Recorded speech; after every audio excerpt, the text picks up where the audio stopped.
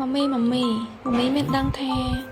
ហេតុផលអីបានជាគេមិនឲ្យក្មេងពី0 ខែដល់ 6 ខែញ៉ាំទឹកអត់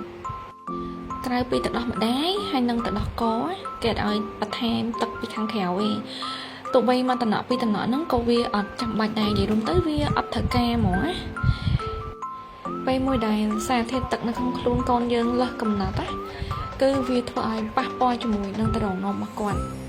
ដោយសារតែតរងនោមរបស់កូនក្មេងដែលទៅអង្គការហ្នឹងគឺគាត់អត់អាចគ្រប់គ្រងបរិមាណជាតិទឹកខ្ពស់បានទេហើយគាត់កំពុងតែលូតលាស់នៅក្នុងការលូតលាស់វាធ្វើឲ្យមានភាពមិនស្មើគ្នានៃអេឡិចត្រូលីតហើយកម្រិតសូដ្យូមនៅក្នុងចរន្តឈាមហ្នឹងវាមានការថយចុះដែលជាហេតុនាំឲ្យធ្វើឲ្យកូនយើងហ្នឹងពុលគេហៅថាពុលទឹកណា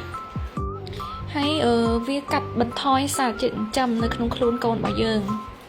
នៅពេលណាដែលគាត់ទទួលបានការញ៉ាំទឹកបន្ថែមហ្នឹងគឺធ្វើឲ្យគាត់ហ្នឹងមានអារម្មណ៍ថាឆ្អែតគាត់ឆ្អែតទៅគឺគាត់មិនសូវចង់ញ៉ាំមុំទឹកដោះគោឬក៏ទឹកដោះម្ដាយដែលធ្វើឲ្យគាត់ហ្នឹងបាត់អាហារូបត្ថម្ភធ្វើឲ្យខ្លួនប្រែរបស់គាត់ហ្នឹងទទួលអាហារូបត្ថម្ភមិនពេញលេញបាត់បង់សារធាតុចិញ្ចឹមនិងប៉ះពាល់ដល់ការលូតលាស់ខ្លួនប្រែរបស់គាត់ជាពិសេសការអភិវឌ្ឍទៅលើខួរក្បាលរបស់គាត់ណាអញ្ចឹងទាំងអស់គ្នាជៀសវាងបានជៀសវាងទៅកូនមានបញ្ហាក្តៀនឬក៏មានបញ្ហាអីផ្សេងៗហ្នឹងមិនមែនបណ្ដាលមកពីមិនបន្ថែមទឹកឲ្យទេព្រោះកូនខ្ញុំ2នាក់ហើយអាអូននេះកូនបើហើយខ្ញុំអត់ដែរឲ្យគាត់មុំទឹកក្រោយពីមុំដោះគោទេហើយកូនរបស់ខ្ញុំមុំទឹកដោះម្ដាយបាន2ខែដោយសារខ្ញុំអត់សូវមានទឹកដោះឲ្យគាត់មុំអញ្ចឹងណាអញ្ចឹងទៅក៏ខ្ញុំឲ្យគាត់មុំទឹកដោះគោបន្ថែមប៉ុន្តែសុខភាពគាត់ល្អខ្លាំងណាស់ហើយគាត់បាត់ជើងទៀនទាត់ជាប្រចាំថ្ងៃអត់មានបញ្ហាក្តៀនឬក៏រីអីទេ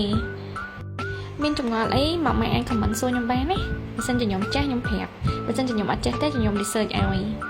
បាយបាយ